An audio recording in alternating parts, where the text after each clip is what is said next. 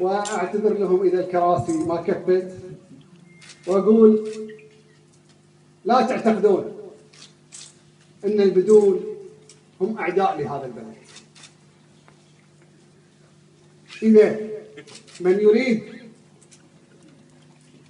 ان يخليهم اعداء لهذا البلد فهي هذه الحكومه قاعد تزرع الكراهيه من عدد كبير محب لهذه الارض وشعبها، من عدد كبير يريد الانتماء لهذا الوطن، قاعد تزرع فيهم الكراهيه من خلال معاملات لا انسانيه، من خلال سلب الحقوق. الحكومه اول من يعترف فيه. ما حد تجنى على الحكومه، قلتوا بنشكل لجنه، شكلتوا لجنه ويرأسها العم صالح الفضاله، ورغم ان العم صالح الفضاله منذ تلك السنوات وهناك نظره لانه هو ضد البدون، رغم ذلك لما عين على راس هذه الهيئه وشاف الاوراق بعينه اقر بالحق، وهذا ما عهدناه في ابو يوسف،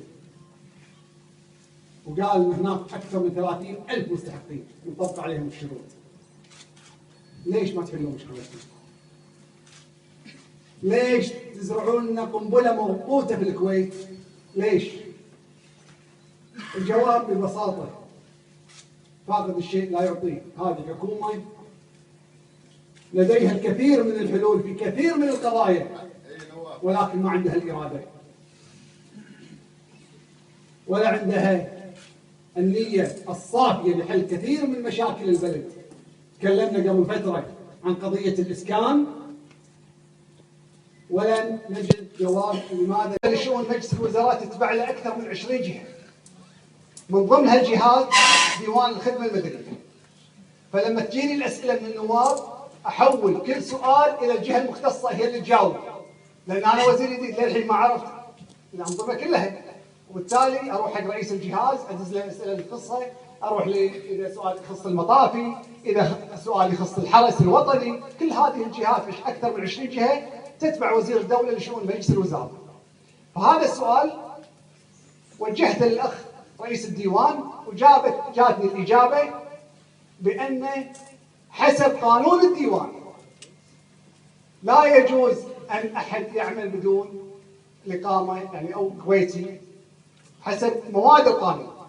فجاوبته بالصراحه، ما قلت انا ارفض، انا قلت القانون حسب راي رئيس ديوان الخدمه المدنيه اللي دز لي نسخه من هذا القانون. فيا نواب اذا عندكم راي عدلوا من هذا القانون. السؤال محدد للعمل في ديوان الخدمه المدنيه. هذا للتوضيح. السؤال الثاني، شنو سويت لما كنت رئيس للمجلس؟ وانا ذكرتها قبل شوي. استطعنا بفضل الله سبحانه وتعالى ان نقر ولاول مره في تاريخ مجالس الامه في الكويت قانون تجليس 4000، عاده يكون 2000. وحاولت الحكومه جاهده انه يكون 2000 وقدرنا الحمد لله ان نقنعهم انه يكونون 4000. لكن ما طبق لما ابطل مجلسنا.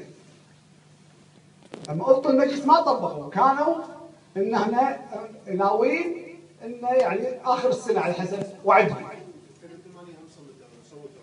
نعم. لما كنت انا رئيس لجنه الداخليه والدفاع. لا، مره واحده قرينا ال2000 وبجلسه واحده وتم التجليس. وهذا التجليس اللي تم القانون لم يصدر الا مره واحده من 2003 الى مجلس المبطل الثاني لما كنت انا بوقتها رئيس المجلس، رئيس اللجنه الداخليه، اذكرها زين. واشتغلنا مع الاخوه الاعضاء على هذا الموضوع.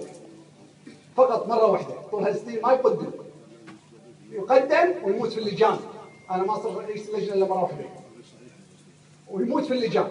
في تلك الفتره الحمد لله استطعنا ان نقره وتم التجليس. لكن المشكله شلون تم التجليس؟